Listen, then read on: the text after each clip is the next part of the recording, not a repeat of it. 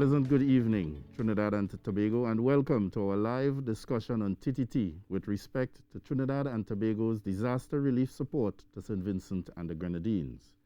I am Lieutenant Commander Kirk Jean-Baptiste, your moderator this afternoon, and joining me in studio is Major General Rodney Smart, the Chief Executive Officer of the Office of Disaster Preparedness and Management. Joining us virtually, we have a star-studded panel, Dr. Urusilla Joseph of the University of the West Indies Seismic Research Center, the Honorable Stuart Young, Minister of Energy, the Vice Chief of Defense Staff, Brigadier General Dexter Francis, representing the Defense Force, Major General Rodney Smart, the Chief Executive Officer for the ODPM, Mr. Jerry Davis, the Senior Disaster Management Coordinator, Ministry of Local Government, and Mr. Alan Stewart, the CEO of TEMA. Allow me to give you a little background as to what brought us here today. So in June last year, the Minister of National Security agreed with a proposal from the Office of Disaster Preparedness and Management and obtained the Cabinet's approval for the establishment of a multi-sectoral committee. This committee, it was envisaged, would take on an all-society approach to disaster risk reduction management, and thus the National Disaster Prevention and Preparedness Committee was formed. The overarching goal of the committee is to strengthen disaster prevention and preparedness in Trinidad and Tobago, and by extension, improve the country's readiness and resilience to catastrophic events. At this time, the committee comprises of 35 representatives from various ministries and divisions, and it can be co-opted with other individual organizations and in order to assist in its work. In addition to the committee's principal mandate, it is responsible for the management of the National Disaster Prevention and Preparedness Month. The month of May was selected as it coincides with the normal start of the rainy season, which comes just before the commencement of the Atlantic hurricane season. This season runs from June the 1st to November 30th annually. To ensure a holistic approach is taken to disaster prevention and preparedness during May, the committee created 4 subcommittees. Each subcommittee aims to build knowledge, awareness, and capacity among the different sectors of society. In each week of May, special emphasis is placed on the 4 segments of society: the individual and family, civil society organizations, communities, and the public and private sectors, international bodies and partner communities within CARICOM's southern sub-region. So let's get started with our discussions. The viewing public and media, we will take questions at the end of the entire discourse. So I now turn you over to Dr. Urusilla Joseph from the University of the West Indies Seismic Research Center. Good afternoon, everyone, and thank you for the opportunity to present today on the work that the UWI Seismic Research Center has been doing in response to the eruption of La Soufriere in St. Vincent. So I will now share my, I'd like to share my screen if possible.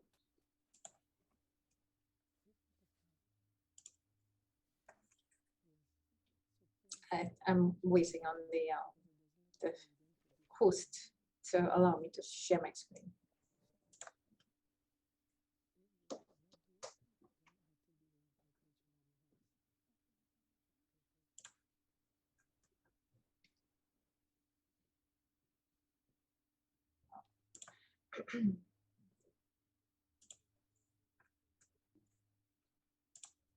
So while that is being organized, as most people are aware, the work of the Seismic Research Center involves providing the source of information for earthquakes and volcanoes in the English-speaking Caribbean, with the largest geophysical network of over 60 stations in the region. We also provide governments with maps and information on geological hazards. We support disaster management agencies with public education efforts, and we conduct research on these geological processes. Let me try again to share screen. Nope, not possible. So I could continue, but I know the bulk of the response, it would be beneficial um, to show the presentation. So once they've sorted out the screen sharing, I guess they will let me know. I could continue by saying that most of the islands that we monitor from St. Kitts and Nevis all the way down to Trinidad and Tobago have seen seismic activity because we sit in a subduction zone setting.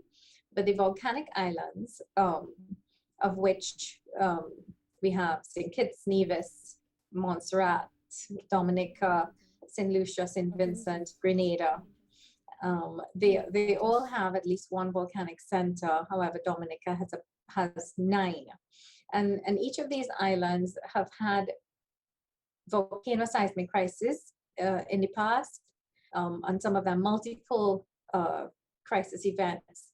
The St. Vincent episode started in late December. On the 27th of December, we saw a new dome being created, what we call a satellite dome. This was formed of the west-southwest sector of the 1979 dome that existed in the crater, and this began to grow as an effusive eruption. Effusive means that it was a very slow oozing of the magma in the summit and not an explosive event. Let me try to share my screen once more.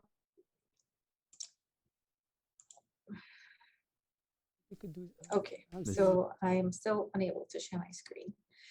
So this dome continued growing until the eruption switched from effusive to explosive on the 9th of April. But in response to the extrusive eruption in late December, what happened is the SRC had to respond. As most people know, it was during the pandemic.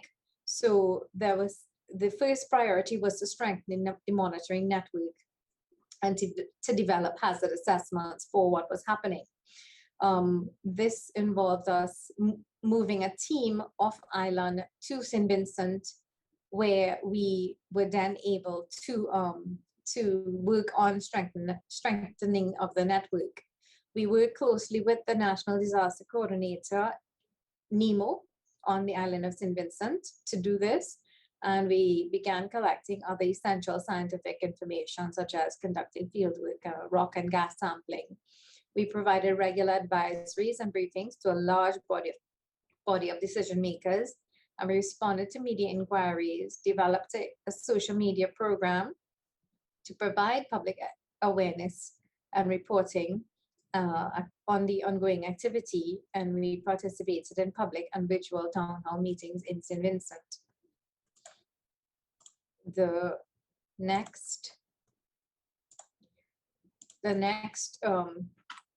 considerations with respect to the ongoing eruption was having to deal with the ongoing COVID pandemic.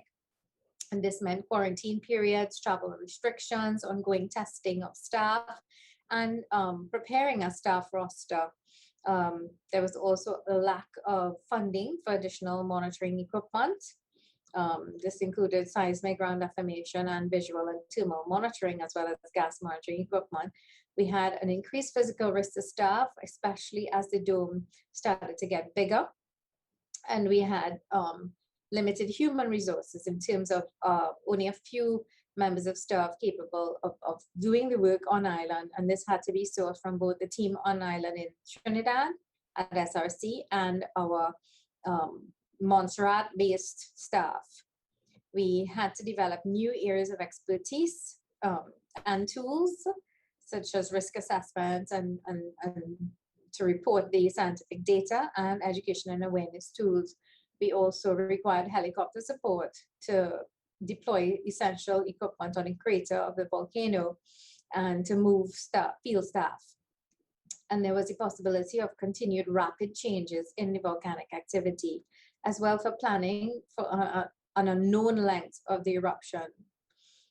There was also the possibility of concurrent volcanic or seismic unrest in other islands during the period in which we were responding to the St. Vincent eruption. So the expansion of the network took place with respect to additional seismic GPS equipment, as well as we were able to use satellite data to look at changes in ground deformation. We collected gas using multi-gas and UV spectrometers. We monitored changes in the dome volume as well as the growth rate, and we also had remote cameras viewing the crater and the volcano structure itself. However, after one second, I'm going to try and share my screen again. Nope. Okay. All right. So with respect to the additional monitoring, when the volcano began exploding on the 9th of April, it meant that some of the equipment was destroyed, and so that has been lost. However, we still maintain monitoring capability. After that, since the 9th of April to the 22nd of April, there's been 32 explosions associated with the Soufriere volcanic eruption. And after the initial phase of the ground deformation, in terms of we saw the deflation of the dome of the volcanic edifice itself after the early stages, the 9th and 10th of April. We saw there is a continued decrease in the sulfur dioxide plume flux concentrations being emitted from the volcano, and the impacts would have been widely seen in terms of the ash covering the entire island of St. Vincent in varying amounts, being heaviest to the north, but with moderate to light ash fall more to the south. However, based on the wind directions in the upper atmosphere, in the early phases of the explosive eruption, a lot of ash was, as most people knew, was also carried to Barbados, and some to lighter ash fall to nearby islands of St. Lucia and even as far as Montserrat. We continue to see the impacts of the eruption in the form of pyroclastic density current that occurred in the period of the explosive phase. And currently, lahars or mud flows are still being observed in during period of heavy rainfall around the flanks of the volcano.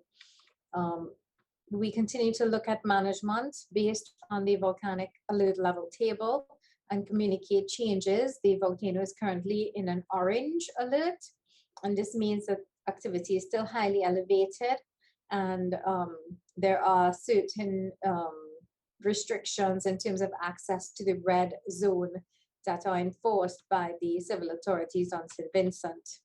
Part of the management for this eruption actually began long before.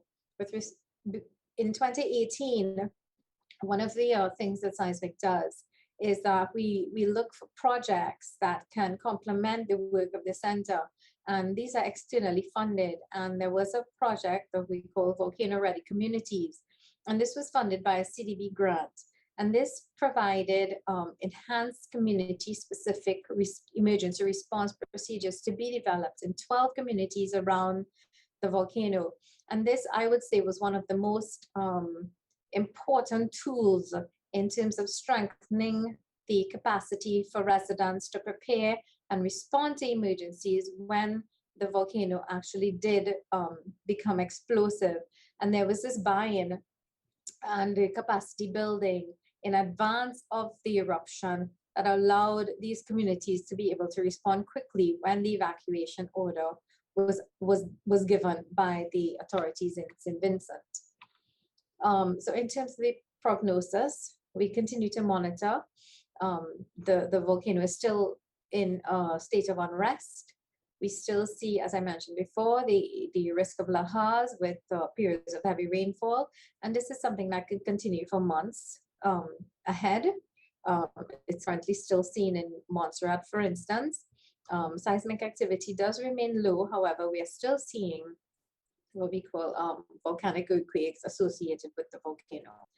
So in essence, this is a summary of what we've done and what is the current state of the eruption in St. Vincent. Thank you.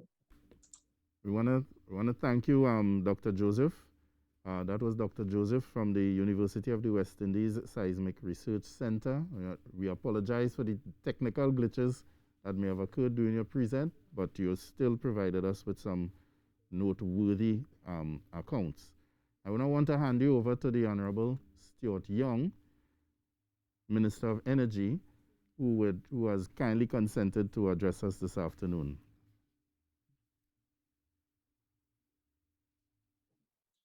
Good afternoon. Good afternoon to the esteemed panel and some familiar faces. To the CEO of ODPM, Major General Retired Rodney Smart, of course, to our moderator, Lieutenant Commander Kirk Jean-Baptiste, to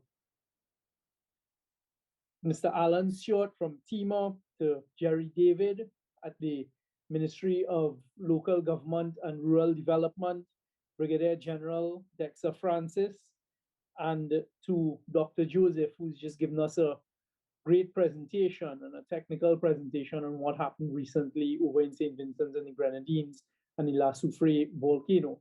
I guess I am here this afternoon really in my former capacity of Minister of National Security. I still hold Minister in the Office of the Prime Minister. And during that period of time, just to give you a quick insight, I was fortunate or unfortunate enough to sit in the hot seat a few times along the history. And that's how I know some of these familiar faces. I see Alan smiling.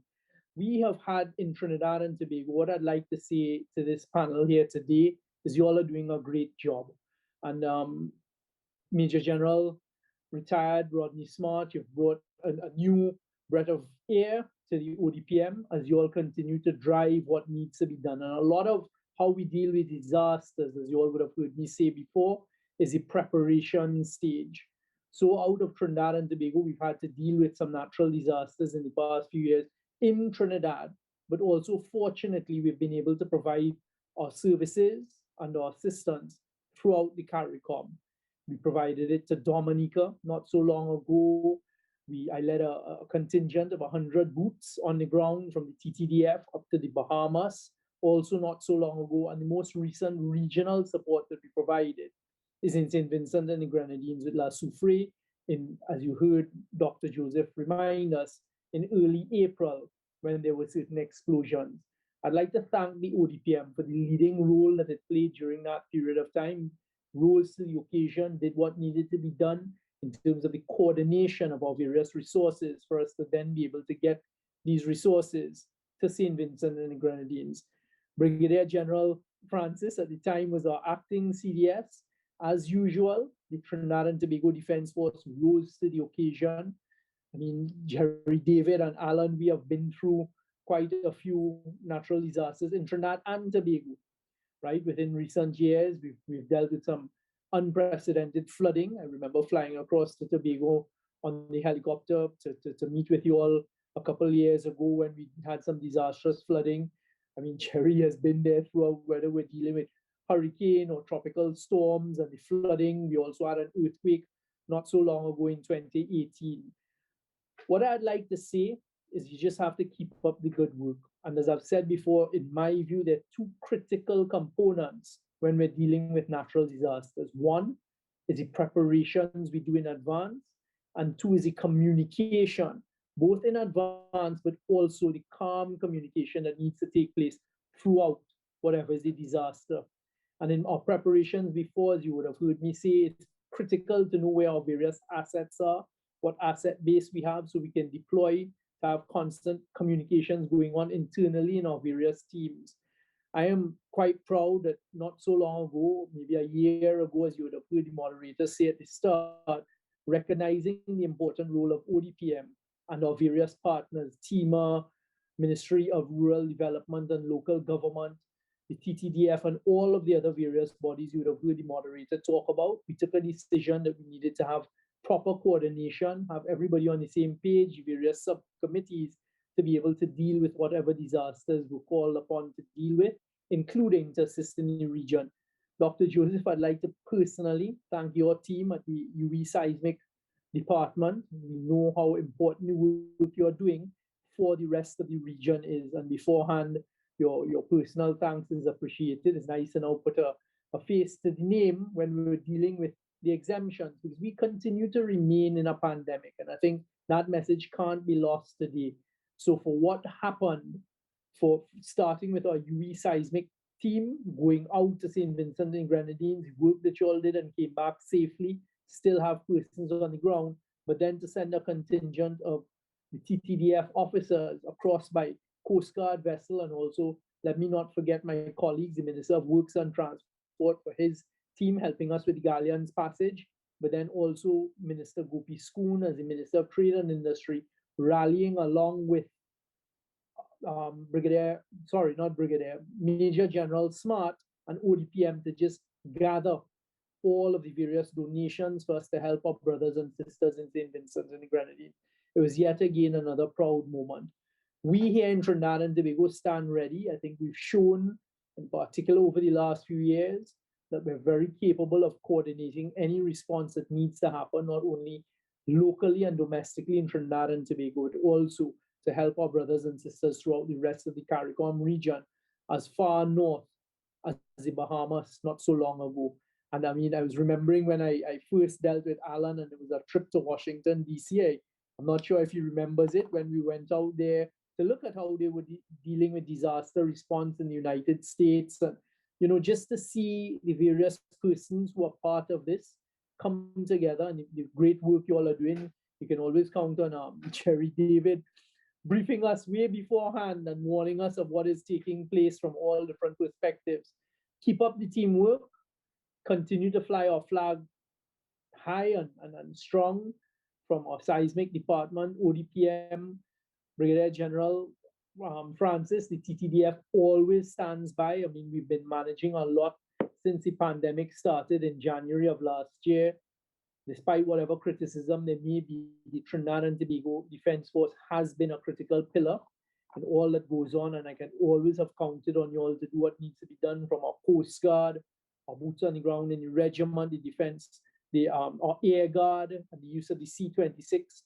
One of the last things I was able to do before moving across to energy, along with ODPM, Major General Smart, is we gathered a whole set of items that Barbados had asked for Prime Minister Mia Mottley, and our Air Guard dutifully helped us, loaded up a C-26, took it across. Please keep up that good work. The coordination is important. You're all on the right track. You continue to fly our flag high in CARICOM throughout the region.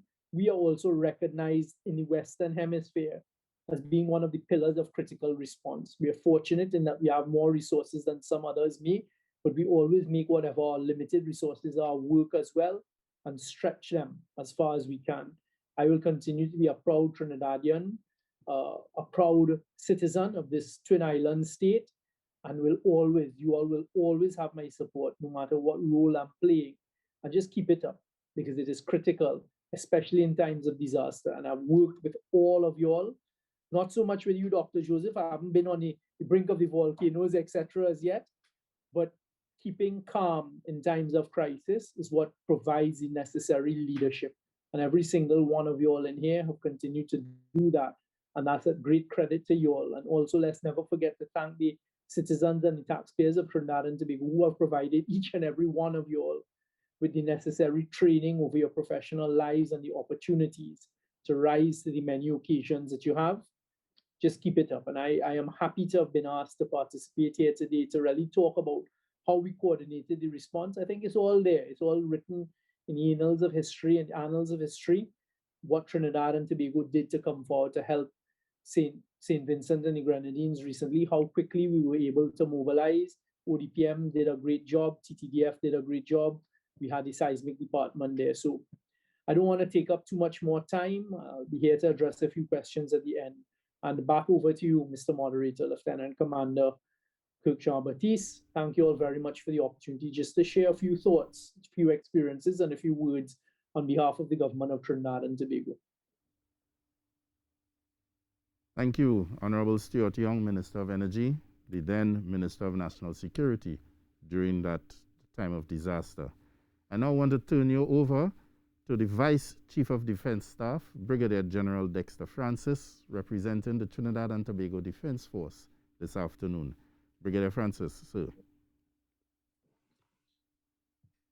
Honorable Stuart Young, Minister of Energy, Major General Rodney Smart, CEO of the NDPPM, Dr. Joseph UE Seismic, Salon Stewart, TIMA, Mr. Jerry David, Regional Corporation, distinguished panelists, Mr. Moderator, Lieutenant Commander Jean-Baptiste, members of the viewing and listening public, good afternoon.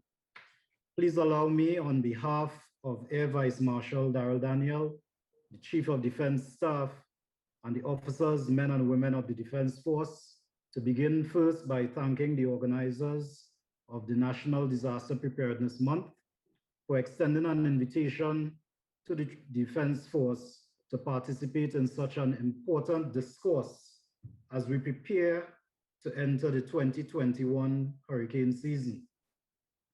This afternoon, it is my distinct pleasure to share with you some insights into the recent Defense Force deployment to St. Vincent and the Grenadines.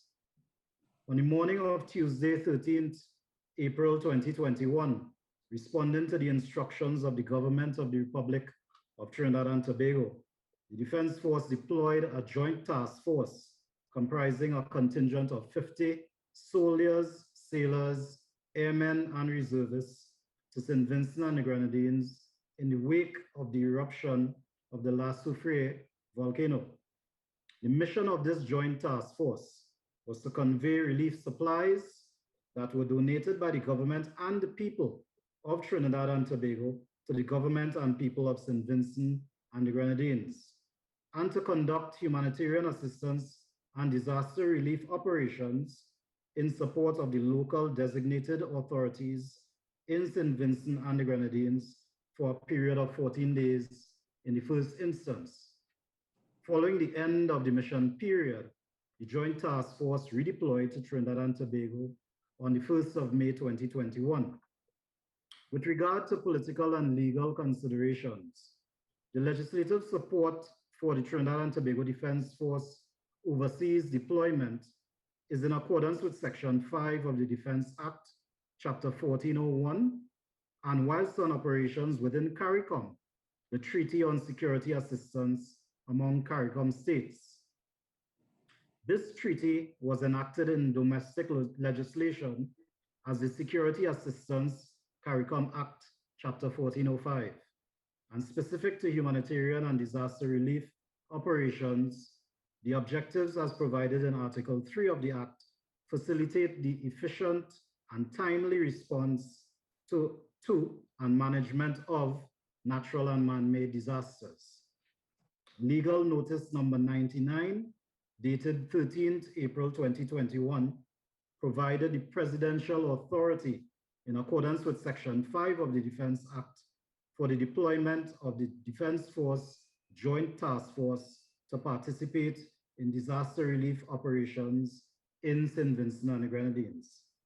In this regard, the Ministry of National Security and the Ministry of Foreign and CARICOM Affairs, on the request from the government of St. Vincent and the Grenadines, as a signatory to the treaty and as host state for assistance, were able to submit the requisite diplomatic clearance for the Trinidad and Tobago Defense Force ships to enter the jurisdiction of St. Vincent and the Grenadines, respecting the sovereignty, rights, and protections of the host state, the importation of vehicles, arms, and ammunition into St. Vincent and the Grenadines for use by Defense Force personnel, and the seconding of Defense Force deployed personnel to provide assistance to the Commissioner of Police of the Royal St. Vincent and the Grenadines Police Service. with agreement for assistance cleared at the political level, the Minister of National Security, the Honorable Stuart Young at the time, placed the Defense Force on standby for deployment. It should be noted that the time frame for the deployment of the Defense Force was within 96 hours of being given notice to move. With regard to preparation and planning, the military decision-making processes occur at Defense Force headquarters and involved human resource, which is bringing the task force together. A task force of this nature would normally be structured with a task force commander and second in command with senior enlisted advisor, a reconnaissance, surveillance, and logistics team, and members of the main body of the task force, both land and maritime components.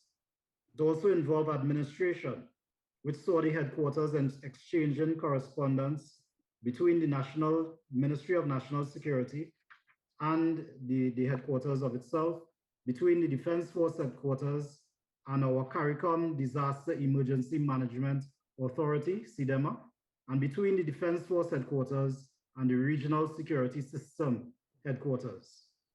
Intelligence, understanding what was going on the ground in St. Vincent and the Grenadines through official intelligence sources, through open sources, including social and mainstream media.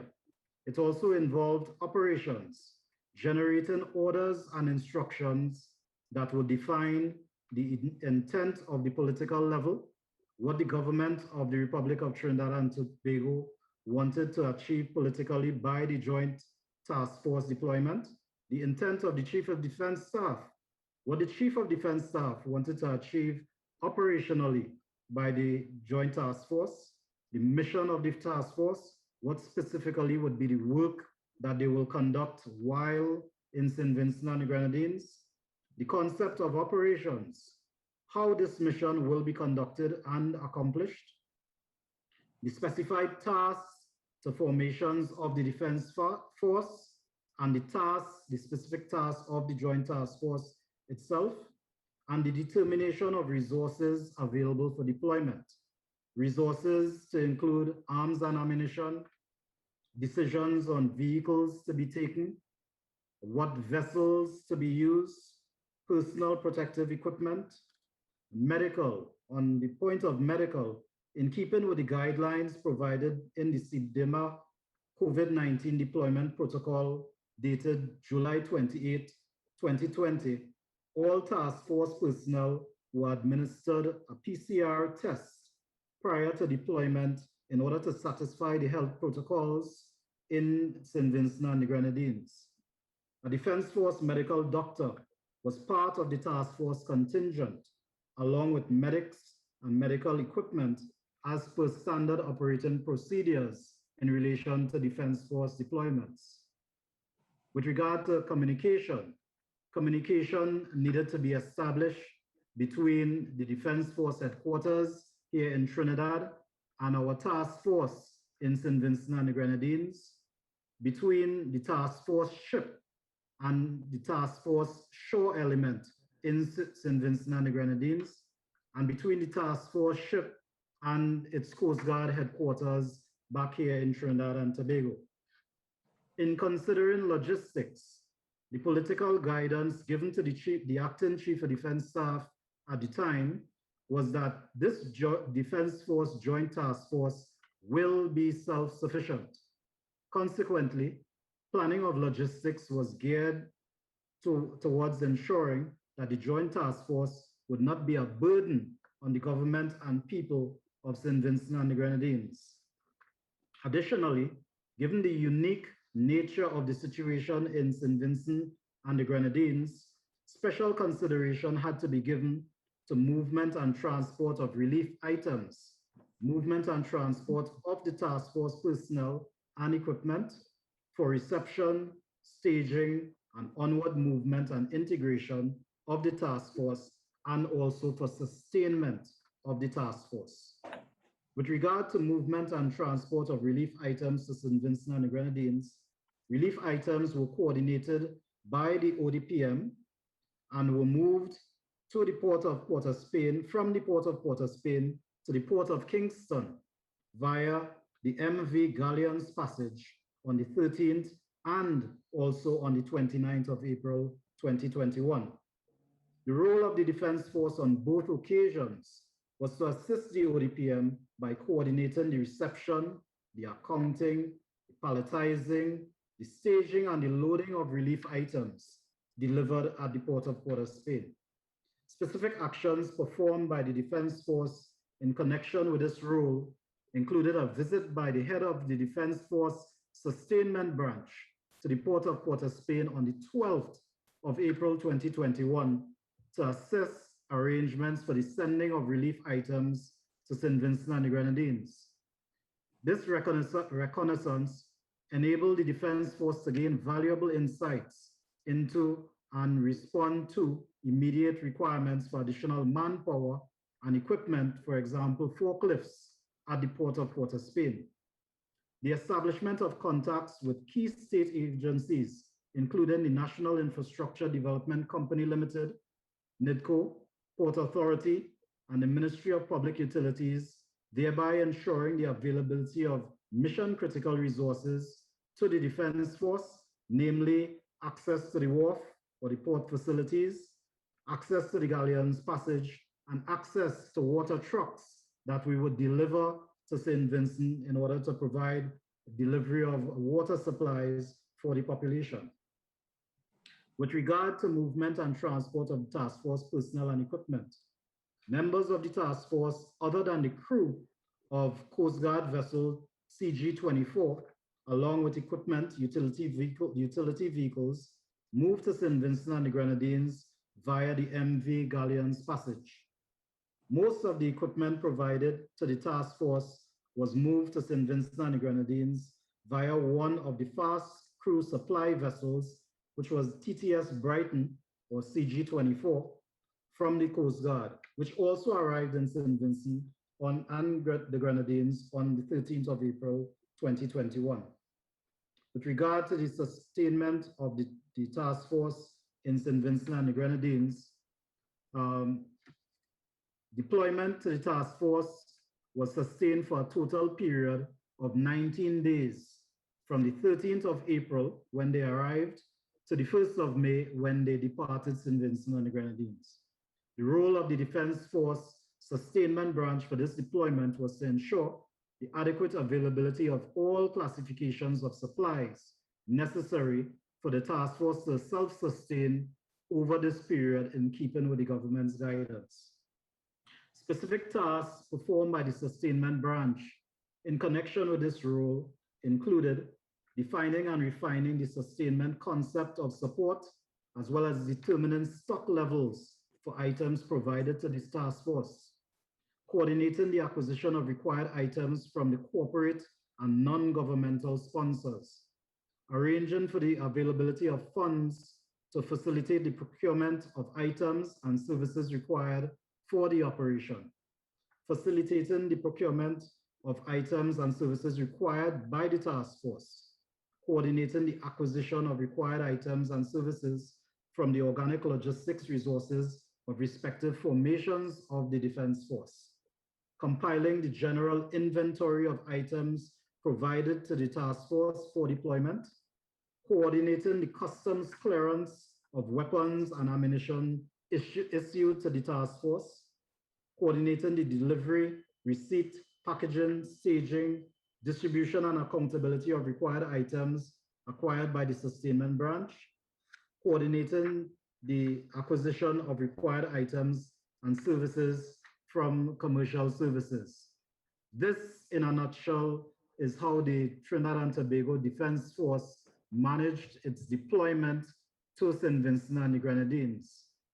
Tomorrow, my colleague, Squadron Leader Marlon Dorridge, who headed the task force, would come onto this program and explain further how the task force accomplished its mission in St. Vincent and the Grenadines.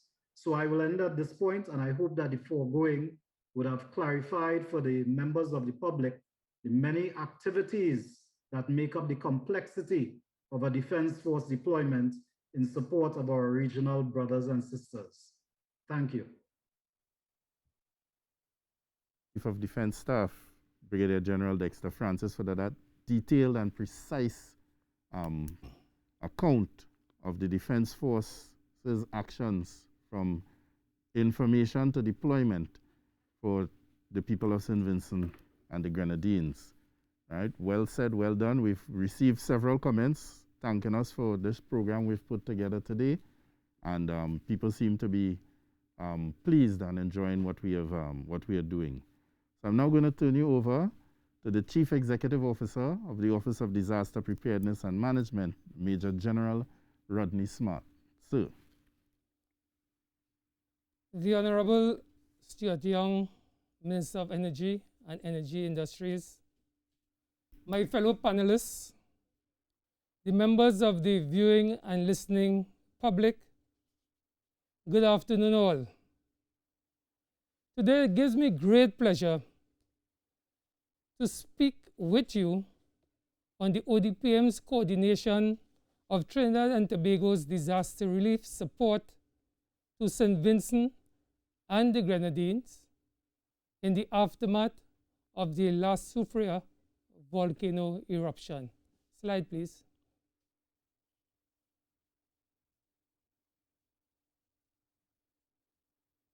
To quickly evacuate. You may not have the time to grab the essentials. Be sure to have your grab-and-go bag in easily accessible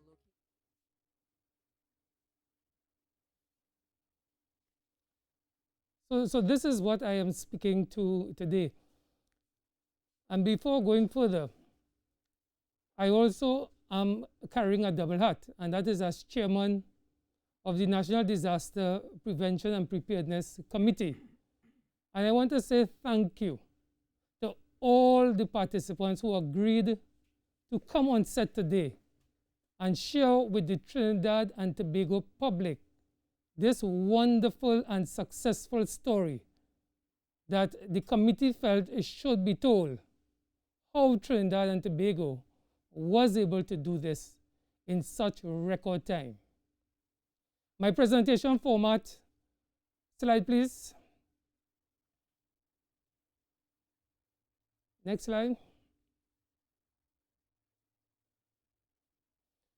This is what I'll be speaking about today.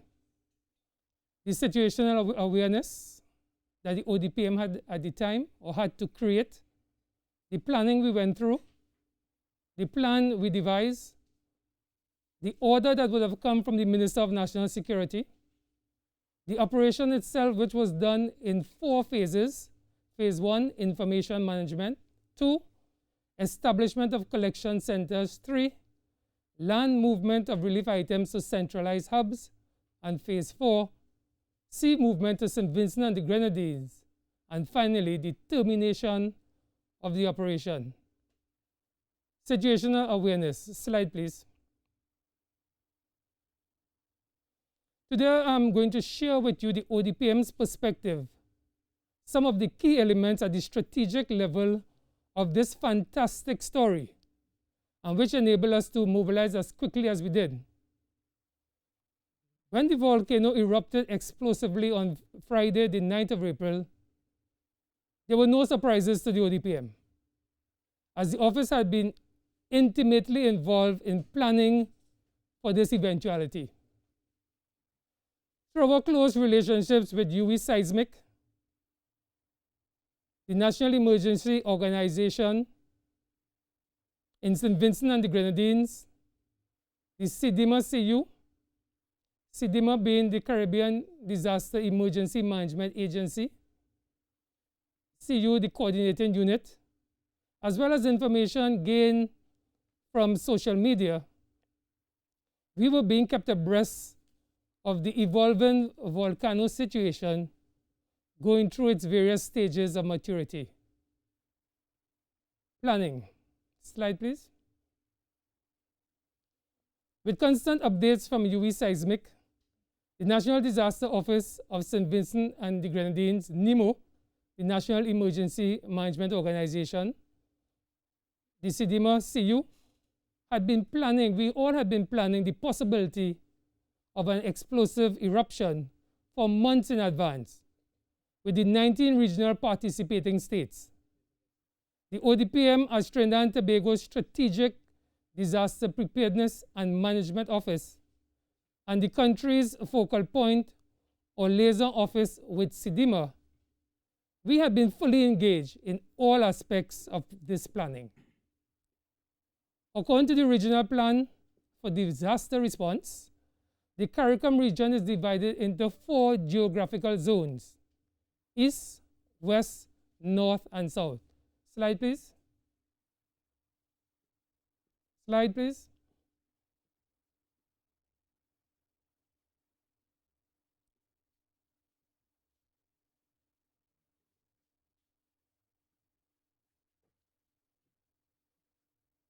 So these 4 zones in the Caribbean,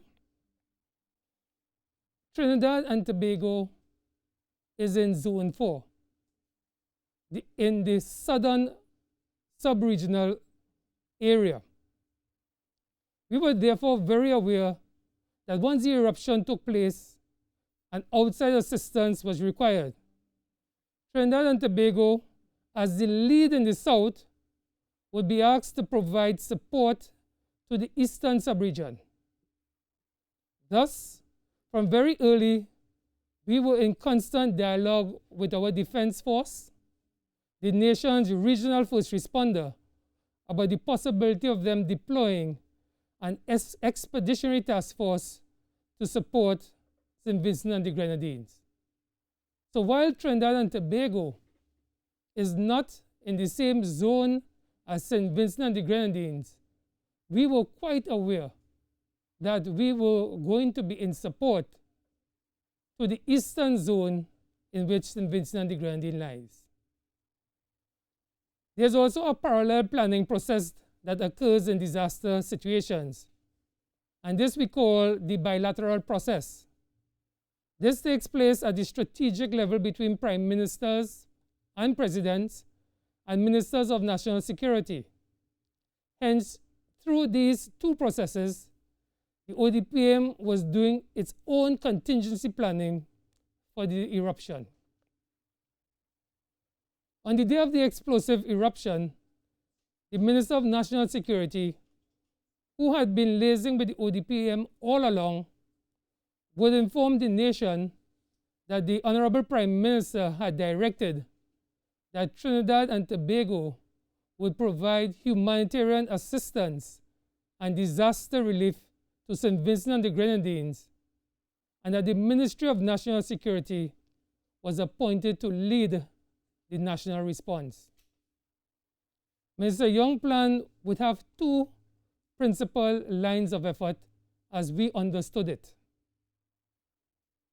Line 1, the deployment of troops to St. Vincent and the Grenadines to provide humanitarian assistance. And line 2, a national disaster relief collection drive for that country. Naturally, the first fell to the Defense Force, while the ODPM was responsible for the second. Having been given this Herculean task, how was the ODPM, a coordinating agency, going to execute this mammoth undertaking with very little of the specific items that St. Vincent and the Grenadines was asking for? The ODPM with no centralized warehouses, no heavy lift helicopters or vehicles, no heavy lift drivers, no vessels. How are we going to do this task? Of course, this was made more difficult during a pandemic with increasing numbers of persons becoming infected. This problem we had solved already 2 years before, and we had a plan. The ODPM's plan. Slide. The ODPM's plan for St. Vincent and the Grenadines, or for that matter, any CARICOM country, was refined following Hurricane Dorian in 2019. when once again Trinidad and Tobago went to the assistance of a neighbor in distress, at that time the Bahamas. Taking lessons learned from that operation and thinking if something similar should happen here at home, last year the ODPM conducted a series of national level blended disaster simulation exercises in the event that Trinidad and Tobago was struck by a catastrophic hurricane. These all-of-society approaches to exercising involve representatives from the public and private sectors, civil society organizations, and international organizations and agencies represented by the UNDP and the US Embassy. The exercises bore massive dividends that would redound to the benefit of St. Vincent and the Grenadines, as they established strategic relationships and critical linkages that were to be further developed over the past year. Through these exercises, over 50 agencies and organizations identified for their ability to assist in national disaster response and relief participated either in person or virtually. The final exercise in the series simulated a Category 5 hurricane impacting Trinidad and Tobago and challenged attendees to critically consider how they would support the national effort to provide relief to displaced persons both in Trinidad and Tobago while ensuring the safety of their staff given the health concerns posed by COVID-19. This first-time initiative provided a platform for a more integrated approach to strengthening relationships and actions, which ultimately could lead to faster and more structured delivery of disaster relief to our affected citizens and vulnerable populations. Hence, despite the fact that we did not have everything, when the ODPM was given the mandate by the Minister of National Security for the National Disaster Relief Collection Drive, we already had visualized a plan with 4 phases, and each phase would include our national stakeholder network. These phases were information management, establishment of collection centers, land movement of relief supplies to centralized hubs, and sea movement to St. Vincent and the Grenadines. The operation. Information management. Critical to success in this operation was information, and therefore our first objective was information management, obtaining the latest information and sharing this promptly with our stakeholders. Slide, please. In this regard, one of the priority information requirements in any disaster relief support operation is obtaining the critical needs list from the affected country in a timely manner. Slide, please.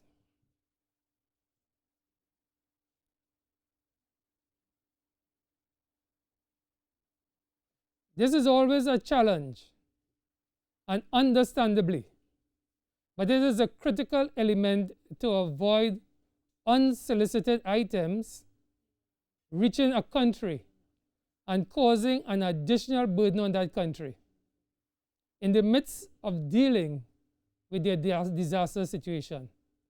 A second priority information requirement is communicating with our stakeholder network.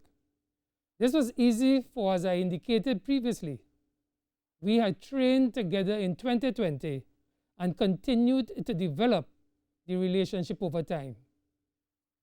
The biggest challenge, however, would be reaching and maintaining the public's interest in providing support to St. Vincent and the Grenadines, especially at a time of economic difficulty in the country due to the COVID-19 pandemic. The Minister of National Security having laid the foundation through his national appeal, the ODPM's Public Information, Education, and Community Outreach Unit, we affectionately call them PICO, began collaborating with the Ministry of National Security Corporate Communications Unit and the Office of the Prime Minister Communications. These units continuously kept the public informed about the coordinated response and relief efforts taking place throughout the country, sharing critical information in a series of press releases carried on websites and social media platforms, also ensuring that the CEO went on television, TTT in fact, and spoke about the issue. Phase 2, the establishment of collection centers. Phase 2, which was conducted simultaneously with Phase 1, saw the ODPM communicating with its traditional partners who can always be counted on to assist with disaster relief, in particular warehousing. Our first port of call is always to the disaster management units. And these are the regional corporations under the Ministry of Rural Development and Local Government, and TEMA, the Tobago Emergency Management Agency. The DMUs within the 14 regional corporations have spaces that allow them to be used as collection centers, and with TEMA in Tobago, 15 spaces immediately became available. In addition to these collection centers, the ODPM can always count on space being provided by ADRA, the Adventist Development and Relief Agency, FEEL, the Foundation for the Enhancement and Enrichment of Life, and UNICOMA, which we more popularly know as courts. Also coming on board on this occasion was the President's Award Scheme, which offered its premises in Curep to be used as a center for collecting relief items. Hence, throughout Trinidad and Tobago, we had 18 collection centers that the public and organizations could drop off relief supplies. More details of these arrangements will be provided by later speakers today and tomorrow. However, I must mention the role of the Ministry of Trade and Industry, which was very instrumental in soliciting donations of goods and services from the private sector. And Minister Young would have alluded to Minister Gopi Schoon coming on air tomorrow to share her story with us. Phase 3, the land movement to centralized hubs. Due to the overwhelming support from the public, it was not long before these collection centers began to become filled beyond their capacity. To solve this challenge, the ODPM initiated its temporary warehousing contingency plan, which it had developed with the Port of Port of Spain the year before. Approval was granted by the Port of Port of Spain for us to utilize Shed 3 for additional storage. Sorting and packing of items took place there. However, transportation would now be needed to move these donated items from the collection centers throughout Trinidad and Tobago to the Port of Port of Spain. Here once again, our disaster simulation training in 2020 bore fruit. As was planned, support was provided by the Trinidad and Tobago Defense Force, the Ministry of Rural Development and Local Government, and the private sector, Ramps Logistics, and the Laying Group. So Phase 4, the sea movement to St. Vincent and the Grenadines was easy. because we had support. The ODPM did not need to have vessels. But given the capabilities that lie in Trinidad and Tobago, what we needed to do was coordinate these capabilities. So to facilitate the sea movement to St. Vincent and the Grenadines, the Defense Force was once again very instrumental, and with support from the port stevedores, provided the logistical support to ensure that all of the items were properly prepared, not only for transportation via the vessel, but for receipt and ease of movement after the arrival in St. Vincent and the Grenadines. In addition to this, the assistance of the National Infrastructure Development Company Limited and the Inter-Island Transportation Company Limited ensured the galleon's passage was able to safely transport this much needed humanitarian aid to St. Vincent and the Grenadines, as well as to take 50 members of the Defense Force to directly support disaster response operations. And Brigadier General Francis just spoke to that. In total, 260 tons of supplies arrived in St. Vincent and the Grenadines on April the 13th, 2021. The ODPM also facilitated the shipping of items later that week through various avenues, utilizing an MOU that CDMA has with Tropical Shipping. One full 40-foot container was dispatched on the 15th of April. In a similar fashion, aid was provided by the Energy Chamber to transport bulk water using water barges, which are usually used to support the offshore energy platforms. Dr. Driver, the CEO of the Energy Chamber, will be here tomorrow to speak about that operation. A second sailing of the galleon's passage took place on Wednesday, the 20th of April 2021. On this occasion, 335 metric tons of relief supplies were again shipped to St. Vincent and the Grenadines, bringing the grand total to almost 600 metric tons. Termination of the operation. On Friday, the 7th of May 2021, the Minister of National Security, the Honorable Fitzgerald Hines, officially brought to a close the national collection drive that was launched by Minister Young. This does not mean the work has ended for the ODPM. In fact, we are still working with stakeholders to ship the remaining relief items to St. Vincent and the Grenadines. Due to the spike in COVID-19 positive cases, the number of our stakeholders have curtailed their operations, and the ODPM is doing its part to reduce person-to-person contact. In conclusion, while today is about outboard logistics, it also is of importance because it describes in reverse a model for relief supplies coming into Trinidad and Tobago. God forbid, should we have a disaster to deal with.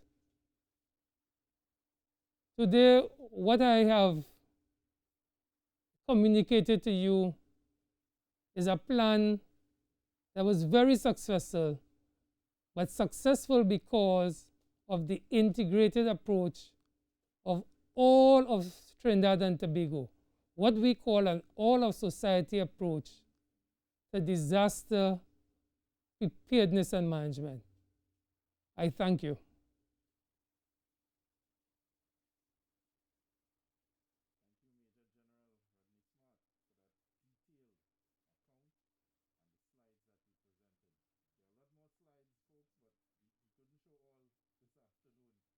we'll be here whole afternoon. Right? So I now move over to Mr. Jerry David, the Senior Disaster Management Coordinator, Ministry of Local Government, who will give us his account this afternoon. Mr. David. Good afternoon, Trinidad and Tobago. I'm happy to be here to recall an event that the Ministry of Rural Development and Local Government was very happy to be a part of. When I got the request from the CEO of the ODPM, well, my channel was I had to speak to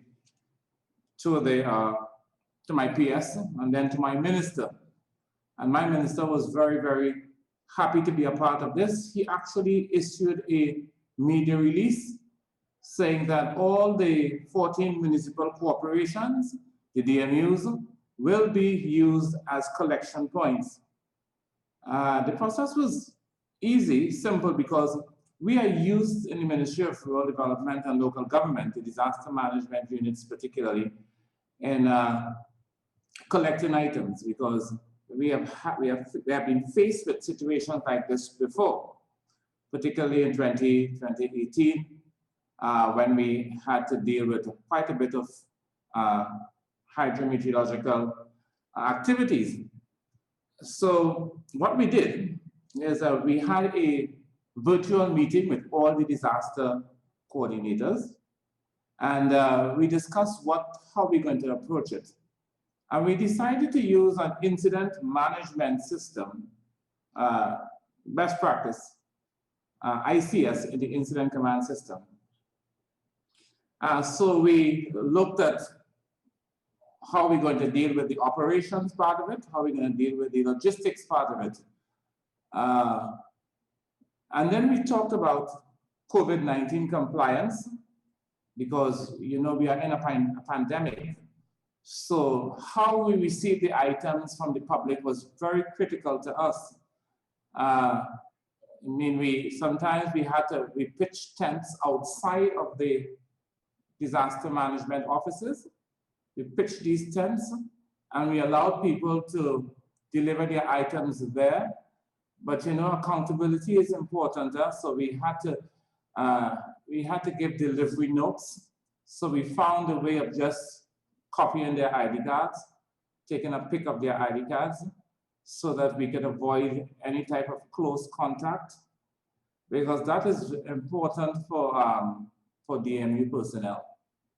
And then we had to talk about the storage of items if we were overwhelmed, because we have faced this before, where we did not have enough space, ground space, floor space, to handle the amount of items that were being brought to the corporations.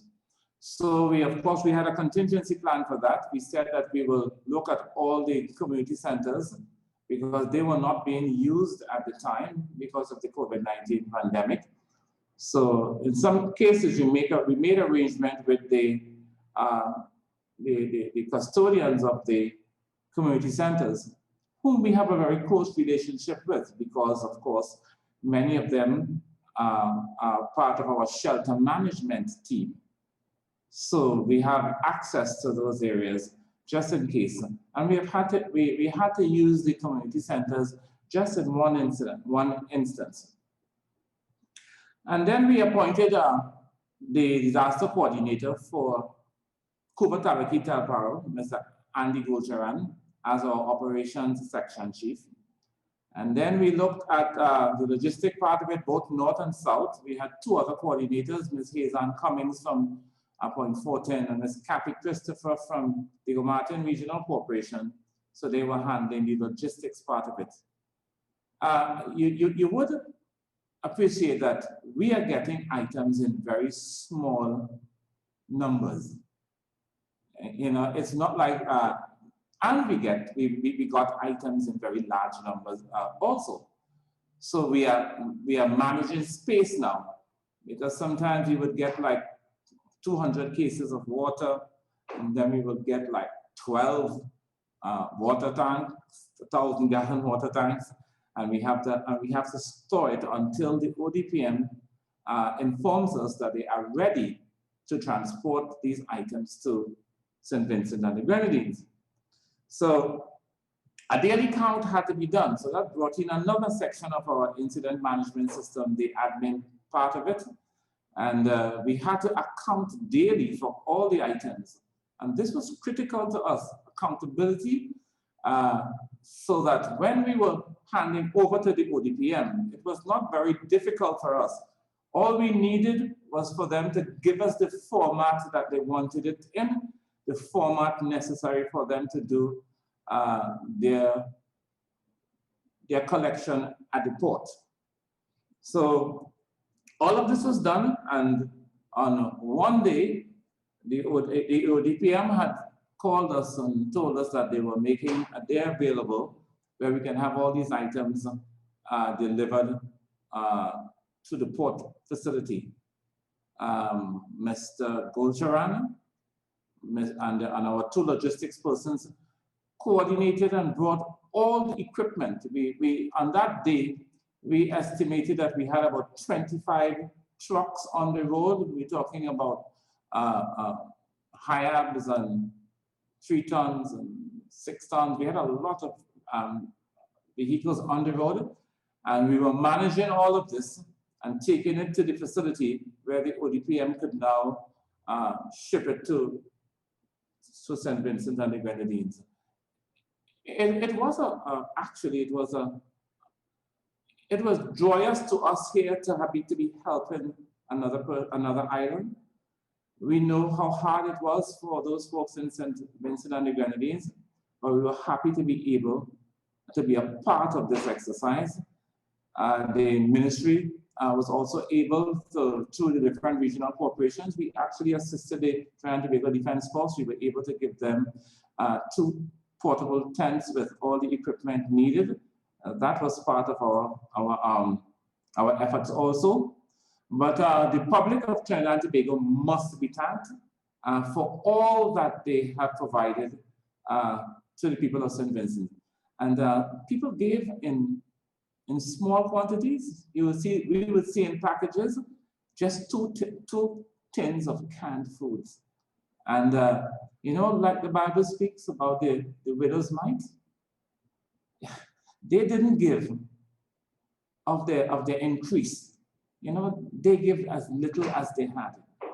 And I'm happy, I'm proud of Trinidadians for what we have done, and Tobagonians, of course. And I'm sorry about that. Trinidadians and Tobagonians for all that we have done to the many islands that we have helped, and we were happy again to help another very close island to us, our brothers, the people of St. Vincent and the Grenadines. I want to say thank you to the people of Trinidad and Tobago for all that they did in this effort to assist a neighbor in distress. God bless you, Trinidad and Tobago. Thank you very much. Thank you, Mr. David, for your enlightening talk this afternoon. We want to encourage the viewing public to send comments to TTT Live online. Leave your comments in the comment section, and we'll be able to pick it up from there. So now move over to Mr. Alan Stewart, the CEO of TEMA, to address you. Mr. Stewart. Good afternoon, all of Trinidad and Tobago. It's my pleasure to be here with you this afternoon. Certainly, this is an occasion that we are very pleased to be a part of. We would have had a number of issues. I reckon of technical issues, but I hope that you all are hearing me. Could you just verify that you're hearing? Certainly, the process that we were involved in allowed for a type of demonstration of goodwill across the entire region. We were very pleased that we were able to provide the type of support to this cause because it was one that required what I described with one word, a level of love and benignity. Certainly, this demonstrated the goodwill of not just the people of Trinidad and Tobago, but the entire region. And as I normally summarize it by saying, we were very pleased to be a part of one Caribbean strong. This is what I saw coming out of the entire event. Ladies and gentlemen, it was the 9th of April. I got a call from General Smart indicating that the ambition of making donations and having reliefs sent to St. Vincent and wanted us to join this very huge theater. It was our pleasure to be a part of it. For those of you in the Caribbean and those of you who are hearing this broadcast will understand that St. Vincent, our brothers, we understand their culture, we understand well in Trinidad and Tobago, their rhythm and that strong feeling. Most of us here in the Caribbean do have relatives and offsprings from the St. Vincent or many parts of the Caribbean. So it was very, very an ambitious task, but what we saw was amazing, the amount of love being demonstrated by the general public. It's important for me to, in doing so, to share with you what I consider to be how we went about this role. We were able to look very, very clinically at what we want to do in sharing information.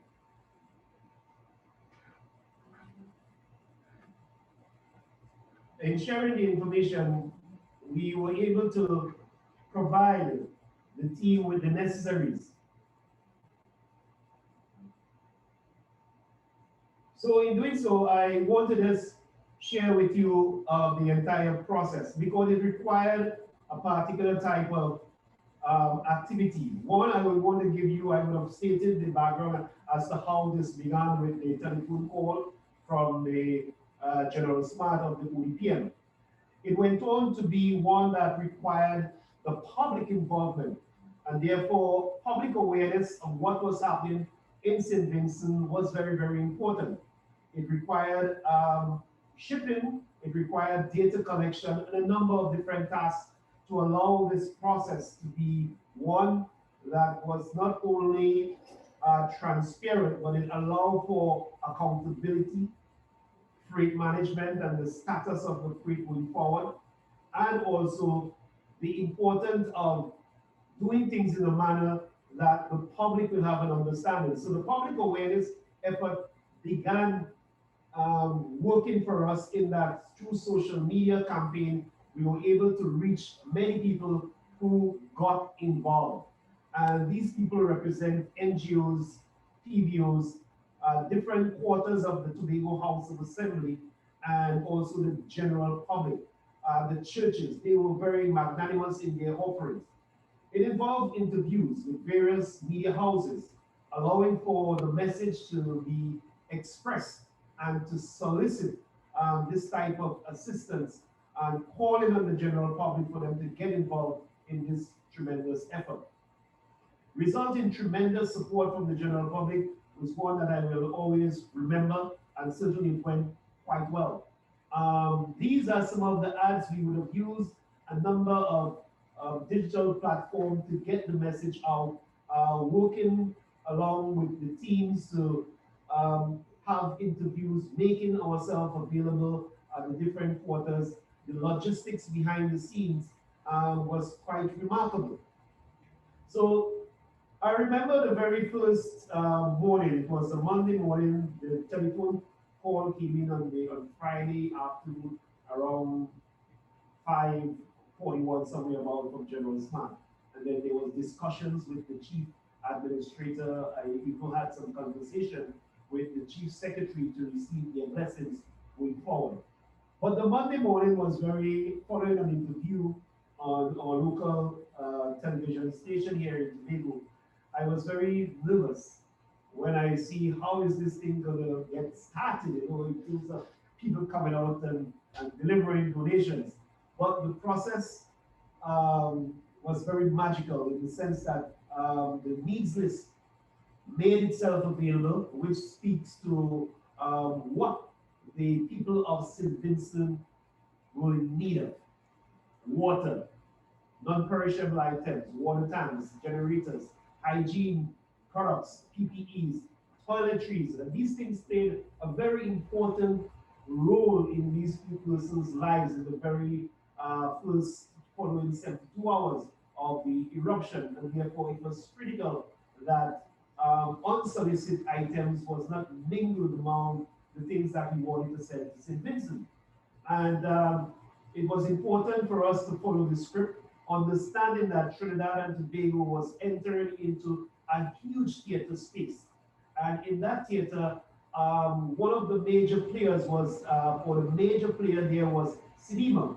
And through the direction of Nemo, providing us with the script as to what they wanted, to me that was critical. And I want to commend, I said it already, that I think that they did an excellent job and is still doing in terms of within that first period to get the needs list of the rest of the region.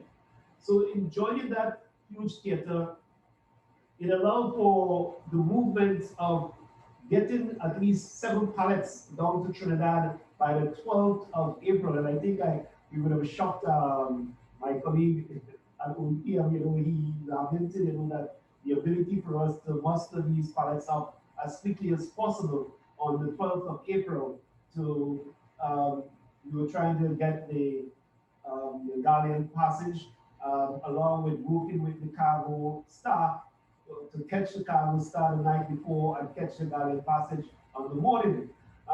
But these developments took place, so we saw 7 pallets being shifted, and then another 6 pallets on the 26th, and on the 27th we sent another pallets consist of water tanks, and to me that was tremendous. To date, we still have a collection of over 33 plus pallets that we moved in a particular manner, and to me that speaks volumes. To give you an oversight, these, if you were to summarize it, came up to about 22 tons. Let me say that again: 22 tons of items, of tonnage of goods coming out of Tobago during that short period that started around the 9th of April and ended around the 30th of April. It had a dollar value of over, or have a dollar value of over $310,000, $131.60, and it consists of over 5,375 items that will solicit from the public. Now, I must lament, ladies and gentlemen, that there is an expectation that needs to be managed. As I would have indicated, that unsolicited items will not to be a part of this operations, and therefore we had to ensure that we were adhering to the guidelines set out through SLIMA and the ODPM concerning. So freight status management was one of the important elements to know exactly where goods are located. I want to thank my team, the planning team, the ICT group, for they were able to provide the necessary software that would allow us to track these freight to know exactly where persons and where the goods were located. I want to thank the ODPM and their operations team, along with their logistics team, because supply management is always a huge task, especially when you're doing between countries such as ours that are surrounded by water. and the whole expectation to move items under these conditions definitely is one that is very challenging. So that in general is our story as it relates to the movement of these items. And I really want to thank those of you who played a role. Maybe I will use this platform to really thank the NGOs. And these are largely made up out of faith-based organizations, ADRA, the Red Cross Society, REACT, and a number of various players, PBOs from the private sector, Radio Tamron and these news houses that made themselves available and presented themselves to provide the type of assistance that this task really required. It was one that you will agree with me that it requires hands and deck. I always make reference to lifting loads that require more than 2 hands. And therefore, to see these many hands coming together, the churches, the members of the different divisions within the Tobago House of Assembly, the support from the executive of the Tobago House of Assembly coming forward and providing the support for us to allow for this to happen. The logistics of travel, getting the goods to Trinidad was quite a challenge. I remember the first shipment, while we got the boat clear, to get onto the ferry was a major challenge, and therefore it speaks to good relations. And these relations, somebody said recently, come about as a result of exchange of call cards before the event. To me, that is very important. So I want to thank you all very much for allowing me to share our experience, and I look forward for us continuing this work, and going forward, I wish the people of St. Vincent God's blessings. Thank you. Mr. Stewart, that's all the time we have this afternoon, ladies and gentlemen, but I want to encourage you to send in your questions and comments to TTT Live Online. Leave it in the comment section, and we'll answer those tomorrow. Right? We're here tomorrow again at 1:30 p.m. live on TTT with the second part of our presentation. Thank you very much. Have a blessed evening, Trinidad and Tobago.